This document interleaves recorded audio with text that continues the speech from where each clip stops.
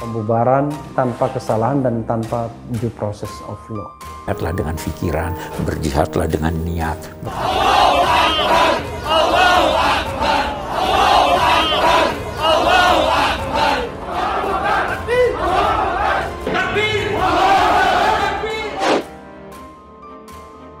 Sehingga seolah-olah memiliki legitimasi untuk membubarkan organisasi mereka. Berjihadlah dengan segala cara sesuai dengan keadaan yang Anda hadapi. Tanpa jihad, bukanlah hidup. Kita katakan, ayo Komnas HAM, Anda bekerja apa saja. Saya sudah ketemu dengan Komnas HAM. Silakan selidiki, kami tidak akan mempengaruhi. Kami dari seluruh investigasi kami yang hampir 1 bulan lebih kami lakukan dengan kecermatan yang penuh, dengan didukung data-data, fakta-fakta, bukti-bukti, dengan juga ahli-ahli yang kami datangkan.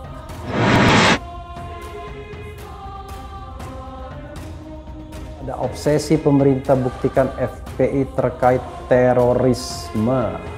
Saya kira sekarang ini seperti ada obsesi pemerintah dengan FPI, seolah-olah ini membuktikan bahwa FPI terkait terorisme. FPI ini kalau ditinjau dari hukum humaniter itu sudah terpenuhi sebagai dissident armed forces. Teror itu kita lihat, korbannya adalah orang-orang yang tidak bersalah. Korbannya anak-anak, korbannya adalah orang-orang yang harus dilindungi. Kalau jihad itu justru berusaha untuk mengurangi sedapat mungkin kerusakan walau terhadap lawan.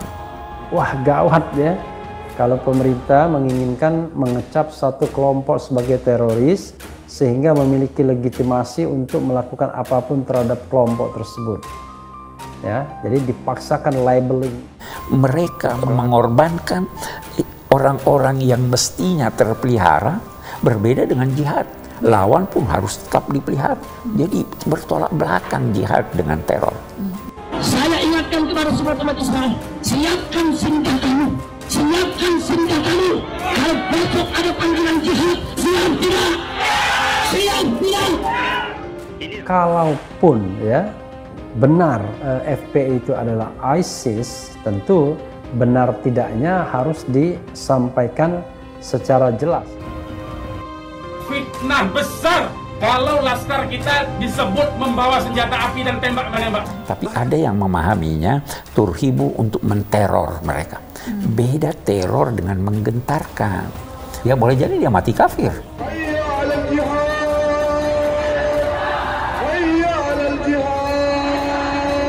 Mati kafir karena apa? Dia membunuh dan menganggap pembunuhannya itu dibenarkan Tuhan. Padahal itu tidak dibenarkan Tuhan. Jadi alih-alih mati syahid malah mati kafir. Mati kafir. Jangan sampai kemudian keterlibatan itu adalah keterlibatan yang dibuat-buat. Sekarang kita bersama-sama mengusungkan tangan untuk berbaikat kepada Khalifatul Muslimin Abu Bakar Al-Baghdadi. Jihad dalam pengertiannya yang umum.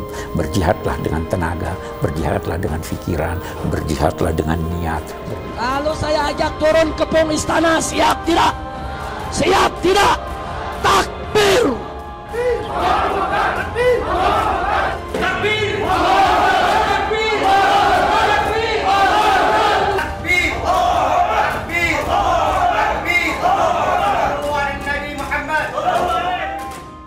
Jangan sampai semangat menterorkan tersebut, meneroriskan tersebut, justru menghilangkan esensi yang sesungguhnya, yaitu pencarian keadilan bagi pihak-pihak yang saat ini sedang mencari keadilan.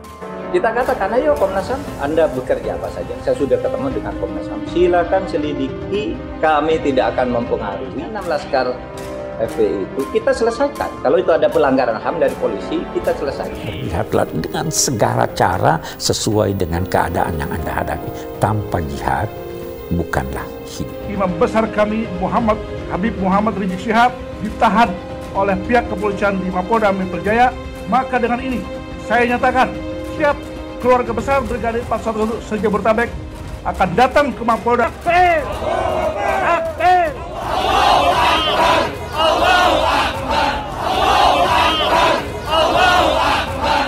Dari Sabang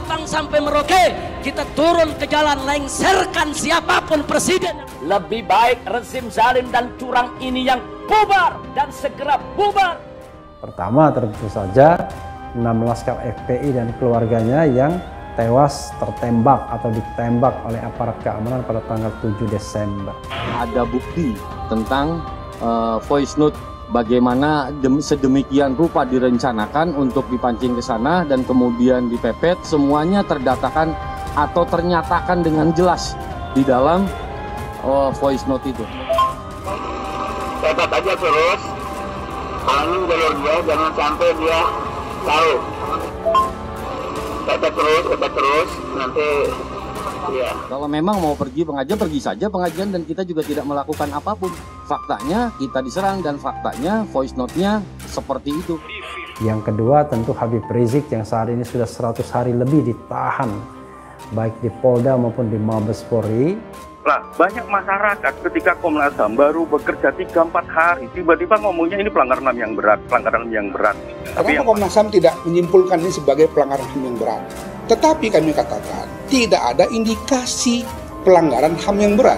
Pelanggaran HAM dengan pelanggaran HAM yang berat itu dua hal yang berbeda. Yang pertama soal mobil mepet, kami meriksa 9.947 video. Kami meriksa 137.000 sekian screen capture dari CCTV dari Jasa Marga. Itu nggak ada mobil pepet-pepetan begitu. Dan yang ketiga tentu saja pembubaran FPI itu sendiri tanpa kesalahan dan tanpa due process of law. Kami dari seluruh investigasi kami yang hampir 1 bulan lebih kami lakukan dengan kecermatan yang penuh, dengan didukung data-data, fakta-fakta, bukti-bukti, dengan juga ahli-ahli yang kami datangkan, itu kemudian kita menyimpulkan ada indikasi apa yang kami sebut sebagai unlawful killing. Yang penting adalah ada sikap adil dari penguasa untuk tidak mengkondem mereka sebagai kelompok teror sehingga seolah-olah memiliki legitimasi untuk membubarkan organisasi mereka. Memang tidak ada tembak menembak. Ya, memang tidak ada tembak menembak. Sudah saya katakan berulang-ulang, tidak ada tembak menembak. Kalau bahasanya tembak menembak, itu artinya dua belah pihak memiliki senjata api yang sama.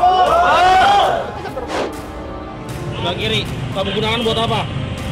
Buat apa? Pertanyaan saya gampang, buat apa kamu? Buat pajangan. Pajangan. Kamu punya surat izinnya? Untuk menangkap dan menahan imam mereka dan bahkan membunuh pengawal-pengawal imam atau anggota-anggota FPI itu sendiri. Ya, sudah saya katakan tadi, yang mengawal Habib Rizik ini 4 mobil. 2 mobil terus mengawal Habib Rizik menuju tempat pengajian. Yang 2 lah kemudian yang berusaha dihadang oleh OTK ini. Jadi kayak saya mohon lah ya, penggunaan diksi ini, kita didiklah masyarakat ini, didiklah publik ini, edukasilah publik ini dengan fakta yang sesungguhnya. Jadi pada saat kejadian itu mobil kita, mobil Polri itu cuma 1, mobil anggota itu cuma 1. Kalau memang dia ingin mengadakan pengajian, kenapa juga harus menyerang mobil Polri yang ada di belakangnya? Tapi kita punya cara sendiri bagaimana mencuri untuk mengetahui, kemudian kita menyimpulkan. Hati-hati dengan itu. Sebelumnya, Pusat Pelaporan dan Analisis Transaksi Keuangan (PPATK) telah memblokir 92 rekening milik FPI berikut afiliasinya. Setelah sebelumnya pemerintah melarang kegiatan organisasi ini. PPATK mengatakan masih terus memeriksa puluhan rekening yang diblokir ini. Hasil pemeriksaan ini nantinya akan diserahkan ke polisi. Pemeriksaan salah satunya untuk menyelidiki adanya transaksi keuangan yang berindikasi tindak pidana pencucian uang atau tindak pidana lain. Pemerintah dalam hal ini penegak hukum tidak berupaya dan tidak terobsesi untuk menjadikan FPI sebagai victim. Setiap anggota FPI dilarang membawa senjata tajam, senjata api, dan bahan peledak. Yang tidak membubar, menghalang-halangi, tangkap!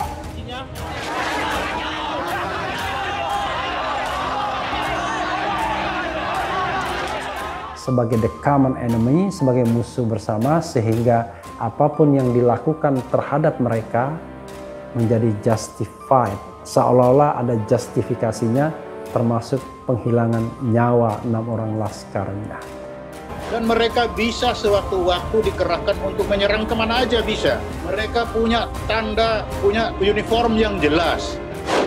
Saya buka datanya ada 37 anggota FPI atau dulunya anggota FPI yang kemudian gabung dengan JAD, dengan MIT dan sebagainya yang terlibat aksi teror. Bicarakan FPI ini terkait Undang-Undang Nomor 8 Tahun 2010 tentang pencegahan dan pemberantasan tindak pidana pencucian uang. Nah, jadi kalau bicara pencucian uang, yang jadi masalah inti adalah apakah sumbernya itu sumber tidak sah, berasal dari tindak pidana atau bukan. Kalau berasal dari sumber yang sah, tidak ada tindak pidana pencucian uang, tidak ada. Nah, tapi kalau teroris financing, pembiayaan terorisme, sumbernya bisa dari sumber tidak sah, pidana misalnya, hasil pidana bisa dari sumber yang sah. PPATK menggunakan Undang-Undang 8 2010, ada pasal 44 ayat 1 huruf I, ketahui atau dicurigai merupakan hasil tindak pidana dilakukan.